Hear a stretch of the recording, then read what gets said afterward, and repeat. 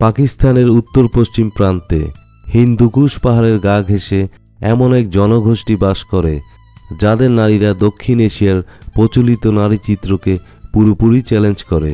তারা পর্দা করে না, নিজের পছন্দের সঙ্গী বেছে নিতে পারে, উৎসব নাচ গানে অংশ নেয়, আবার ধর্মীয় শুদ্ধতা নিয়ে কঠোর নিয়মও মেনে চলে।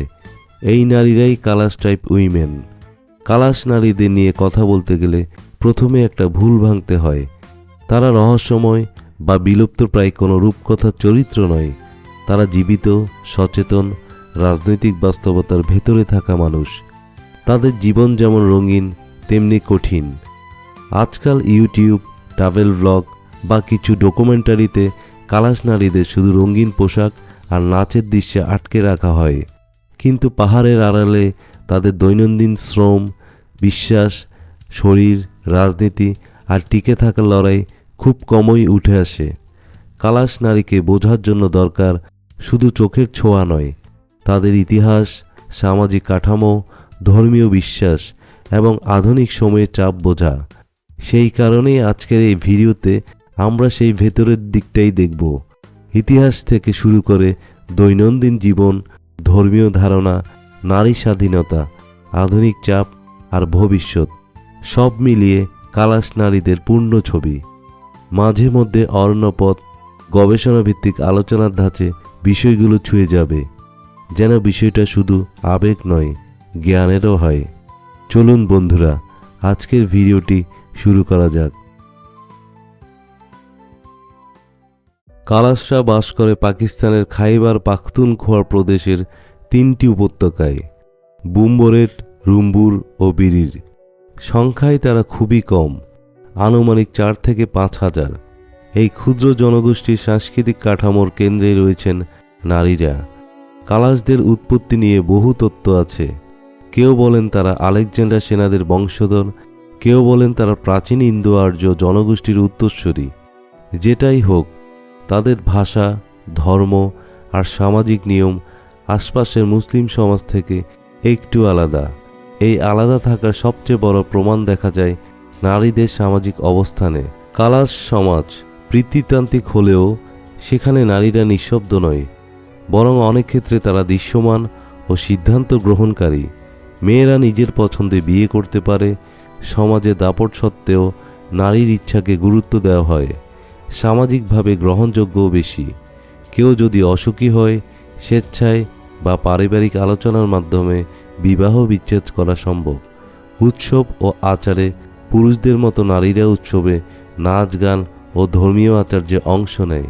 স্বাধীনতার পাশাপাশি নিয়ন্ত্রণও আছে। বিশেষ করে শুদ্ধতা আর অশুদ্ধতার ধারণা নারীদের জীবনে গভীর প্রভাব ফেলে। এই সব মিলিয়ে কালাশ নারীদের দৃশ্যমান শক্তি ও সামাজিক নিয়ন্ত্রণের মধ্যে চলমান একটি ভারসাম্য বজায় রাখে।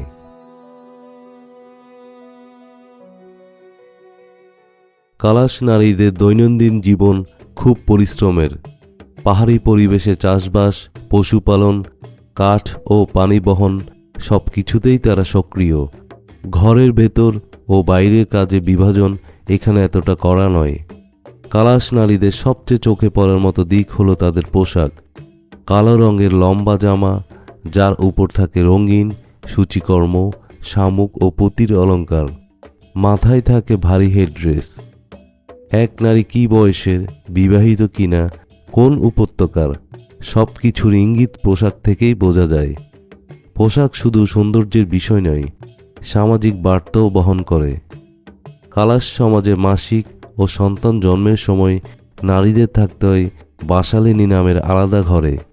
বাইরে থেকে এটা নিপীড়ন মনে হতে পারে, কিন্তু অনেক কালাশ নারী এটিকে বিশ্রামের জায়গা হিসেবে দেখেন। এখানে তারা কাজের চাপ থেকে মুক্তি পান, স্বস্তি আর সীমাবদ্ধতা একসাথে।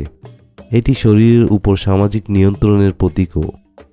নারীর দৈনন্দিন কাজ, গোপনীয়তা ও সমাজের নিয়ম সব মিলিয়ে তাদের জীবন ঘিরে একটি জটিল নকশা তৈরি করে। এখান থেকেই বোঝা যায় কালাশ নারীর স্বাধীনতা একেবারে স্বতঃস্ফূর্তও নয়, বরং সামাজিক কাঠামো এবং নিয়মের মধ্যে ভারসাম্য বজায় রেখে চলে। কালাশ ধর্ম প্রকৃতি নির্ভর ও বহুদেববাদী। তাদের বিশ্বাসে দেবতা আত্মা, পাহাড়, নদী সব কিছুরই ভূমিকা আছে। এখানে নারীরা শুধু দর্শক নয়, অনেক ধর্মীয় উৎসবে নারীদের অংশগ্রহণ অপরিহার্য। বসন্ত উৎসব, নতুন বপনের আগমন, প্রকৃতির উচ্ছ্বাস ও নবজন্ম উদযাপন। নারীরা ফুল, রং এবং গানের মাধ্যমে উৎসবকে প্রাণবন্ত করে তোলে। ফসল উৎসব, ফসল কাটা ও সংরক্ষণে আনন্দ, নারীরা নেতৃত্বে নাচ গান করে। শীত ও নববর্ষ উৎসব, বছরের শেষ ও নতুন বছরের সংযোগ। দান প্রদানের আচার, নারীরা দেবতাকে উদ্দেশ্য করে নৃত্য ও গান করে। এখানে একটি গুরুত্বপূর্ণ দিক আছে, কালাশ নারীরা ধর্মের নামে পুরোপুরি নিঃশব্দ নয়, আবার পুরোপুরি ক্ষমতাবানও নয়। ধর্ম তাদের পরিচয় রক্ষা করে, আবার কিছু বিধিনিষেধও চাপিয়ে দেয়। সবচেয়ে বড় চ্যালেঞ্জ এসেছে আধুনিক সময়ে। চারপাশে সংখ্যাগরিষ্ঠ সমাজ, ধর্মের প্রভাব, পর্যটনের আগ্রাসন, সব মিলিয়ে কালাশ নারীদের জীবন বদলে যাচ্ছে। অনেক কালাশ পরিবার ইসলাম গ্রহণ করছে, এই সঙ্গে বদলে যাচ্ছে তাদের পোশাক, চলাফেরা, সামাজিকতা। কিছু নারী স্বেচ্ছায়, আবার অনেকে পারিবারিক শিক্ষায় ধর্মান্তরিত হচ্ছে। পর্যটন দ্বিমুখী প্রভাব ফেলেছে। স্থানীয় হস্তশিল্প, গাইড এবং অনেকে নারীদের দেখার বস্তু বানিয়ে ফেলেছে। অনেক পর্যটক অনুমতি ছাড়াই ছবি তোলে। ইতিবাচক দিকও আছে, এখন আগের চেয়ে বেশি কালাশ মেয়ে স্কুলে যাচ্ছে। তারা নিজের সংস্কৃতি সম্পর্কে সচেতন, আবার বাইরের দুনিয়া জানতেও চাইছে। এই দ্বন্দ্ব সংস্কৃতি ধরে রাখার নাকি বদলে ফেলার, ভবিষ্যতে কালাশ নারীদের সবচেয়ে বড় প্রশ্ন এটাই। কালাশ ট্রাইব উইমেন মানে শুধু রঙিন পোশাক, হাসি আর পাহাড়ি নাচ নয়। তারা এক একজন শ্রমিক, বিশ্বাসী, প্রতিবাদী, আবার কখনো সীমাবদ্ধতার ভেতরে আটকে থাকা মানুষ। তাদের জীবন দেখলে বোঝা যায় স্বাধীনতা কোনো প্রকার একরঙা ধারণা নয়। কোথাও স্বাধীনতা আসে সামাজিক স্বীকৃতি দিয়ে, কোথাও আসে কঠোর নিয়মের ফাঁক গলে। আজ যখন বিশ্বজুড়ে আদিবাসী সংস্কৃতি হারিয়ে যাচ্ছে, তখন কালাশ নারীদের গল্প শুধু নৃতত্ত্বের বিষয় না, এটা টিকে থাকার গল্প। অরণ্যপথের মতো উদ্যোগ যদি এই গল্পগুলো গভীরভাবে তুলে ধরে, তাহলে হয়তো আমরা রঙিন পোশাকের বাইরেও মানুষটিকে দেখতে শিখব। আজকের ভিডিওটি দেখার জন্য ধন্যবাদ সবাইকে, এবং ভিডিওটি ভালো লেগে থাকলে অবশ্যই অরণ্যপথ চ্যানেলটি সাবস্ক্রাইব করে পাশেই থাকুন।